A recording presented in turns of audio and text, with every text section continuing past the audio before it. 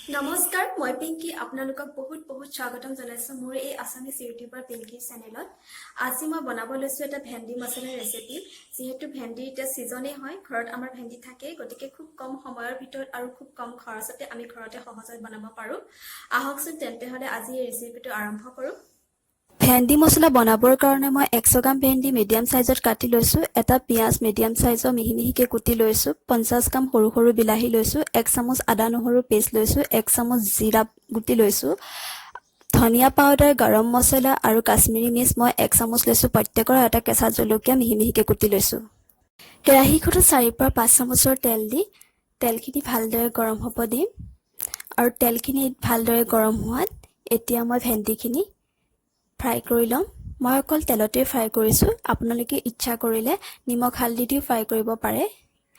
আৰু 4-5 মিনিটৰ কাৰণে এনেদৰে ভাজি লব ভালকৈ যাতে ভালদৰে ফ্ৰাই হয় আৰু ভেন্দিৰ পৰা এটা পানী ওলাই সেই পানীটো যাতে নোলায় তাৰ কাৰণে আপোনালোকে সাৱধানে ভাজিব এয়া ভেন্দিখিনি ভালদৰে ফ্ৰাই হৈ গৈছে ফ্ৰাই হোৱাত মই এটা পাত্ৰত উঠাই লৈছো উঠাত ভেন্দি কেৰাহীত থাকি যোৱা ভেন্দি গুটিখিনি আপোনালোকে ভালদৰে সাফা কৰি ল'ব কাৰণ সবজিটো দেখিবলৈ পাছত বেয়া হ'ব আৰু মই অলপ তেল কম দিছিলো সেই কাৰণে এতিয়া মই অকমান তেল দিম তেলত আমি জিৰা দিম গোটা জিৰা আৰু পিয়াজ কাটি থোৱা মিহি মিহিকৈ পিয়াজখিনি আমি ভালদৰে ভাজি লম দি পেলাই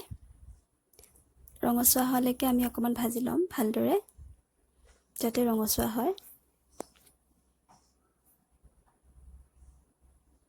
পিয়াজখিনি ভালদৰে ৰঙচুৱা হোৱাৰ পাছত মই এতিয়া আদা নহৰু পেষ্টখিনি দি অলপ সময় ভাজিম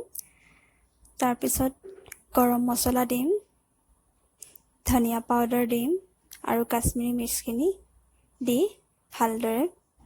মিক্স কৰি ভাজি লম মিক্স কৰি অলপ সময়ৰ কাৰণে ভাজি তাত মই বিলাহী সৰু সৰু বিলাহীখিনি মই দি দিম মই একচুয়ালি ডাঙৰ বিলাহীও দিব পাৰে ডাঙৰ বিলাহী দি আপোনালোকে বনাব পাৰে কিন্তু মই সৰু বিলাহী দিয়ে বনালো ঘৰতে আছে কাৰণে আপোনালোকে ডাঙৰ বিলাহী দিও বনাব পাৰিব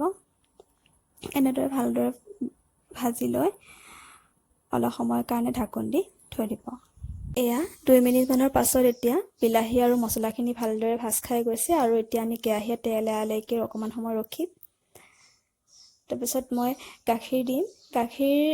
অপচনেল হয় গাখীৰ দিব পাৰে বা দৈও দিব পাৰে কিন্তু দৈ নাথাকিলে বা গাখীৰ নাথাকিলে আপোনালোকে পানী দিও বনাব পাৰে মই আধা কাপ গাখীৰ দিছো গাখীৰখিনি দি ভালদৰে মিক্স কৰি অলপ সময়ৰ কাৰণে মই ঢাকন দি থৈ দিম এতিয়া প্ৰায় হৈ গৈছে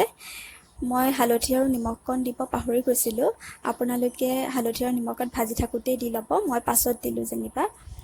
এতিয়া আপোনালোকে যিখিনি আগতে ভাজি থৈছিলে ভেন্দি সেই ভেন্দিখিনি ইয়াত দি দিব দি ভালদৰে 2 মিনিটৰ কাৰণে ভাজি লব ভালদৰে ভাজি হোৱাৰ পাছত আপোনালোকে এটা পাত্ৰত নামাই দিব এয়া মোৰ ভেন্দি মছলা ৰেচিপি ৰেডি হৈ গল আপোনালোকে বনাই খাব এবাৰ বহুত টেস্টি হয় আৰু খুব কম সময়ৰ ভিতৰতে বনাব পাৰি সদায়নো আমি ভেন্দি একেটা সোৱাদ লৈ কিমান খাই থাকিম এটো আপোনালোকে ৰুটিৰ লগতো খাব পাৰে ভাতৰ লগতো খাব পাৰে Hi guys, আশা কৰিছো আপোনালোকে মোৰ ৰেচিপিটো চাই ভাল পালে যদি ভাল পালে তেন্তে হলে আপোনালোকে লাইক কৰিব আৰু মোৰ চেনেলটো সাবস্ক্ৰাইব কৰি দি কাষত থকা বেল আইকনটো ক্লিক কৰি দিব আৰু যদি বনাই পেলাই আপোনালোকে খাই ভাল পাইছে তেন্তে হলে মোক কমেন্টত গৈ জনাবলৈ নাপাহৰিব আৰু বেলেগ এটা ভিডিঅত আপোনালোকক মই পুনৰ লগ পাম আজিলৈ bye bye love you guys